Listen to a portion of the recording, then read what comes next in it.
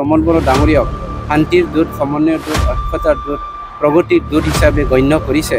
গতিকে প্ৰমোদ বড়ো যেতিয়ালৈকে থাকিব BTCত শান্তি হৈয়ে থাকিব। চাওক, কুকুৰে ভুকি থাকিব, হাতীয়ে গৈ থাকিব।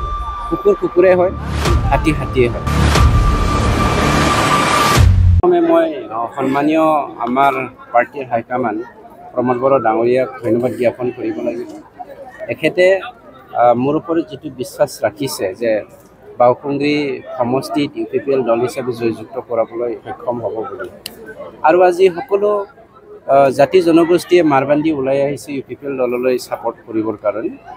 আৰু বিকল্প ৰাস্তা হিচাপে আমাৰ UPPL দলকে ৰাইজে আজি বাছি লৈছে। গতিকে মই শিৱ ছাৰক ধন্যবাদ জ্ঞাপন কৰিছোঁ আৰু পাৰ্টিৰ সকলো আমাৰ জ্যেষ্ঠ নেতা নেত্ৰীসকলক মই ধন্যবাদ জ্ঞাপন কৰিছোঁ। ভাল লাগিছে, বাওকুংগ্ৰী এটা খুব সুন্দৰ ঠাই, হিষ্ট্ৰিক এটা প্লেচ। এই অঞ্চলৰ ৰিপ্ৰেজেণ্টেটিভ হৈ পেলাই BTR চৰকাৰৰ সৈতে কথা ক'বলৈ যে সক্ষম হ'ম, এই কথাটো মই ঈশ্বৰৰ আশীৰ্বাদ বুলি ধৰি ল'বলৈ সক্ষম হৈছোঁ। পৃথিৱীৰাজ বড়োৱে আপোনাক বাৰে বাৰে চাওক, কুকুৰে ভুকি থাকিব, হাতীয়ে গৈ থাকিব। কুকুৰ কুকুৰে হয়, হাতী হাতীয়ে হয়। আজি ইমান ৰাইজ ওলাই আহিছে।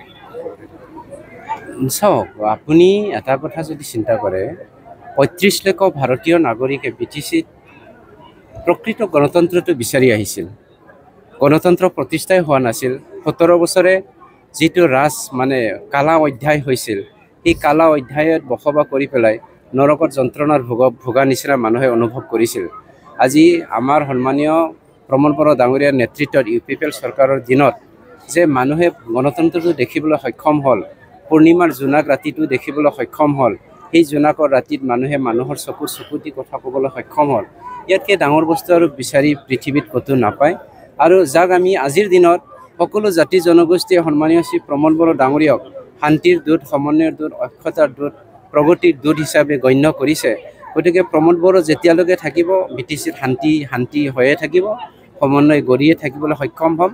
আৰু সকলো জাতি জনগোষ্ঠী আজি দলে বলে আপোনাৰ ধৰ্মৰ নামত বিভাজন নাৰাখি, জাত পাতৰ নামত বিভাজন নাৰাখি আজি সকলো ৰাইজে ওলাই আহিছে। গতিকে সেইটোৱে বাস্তৱ।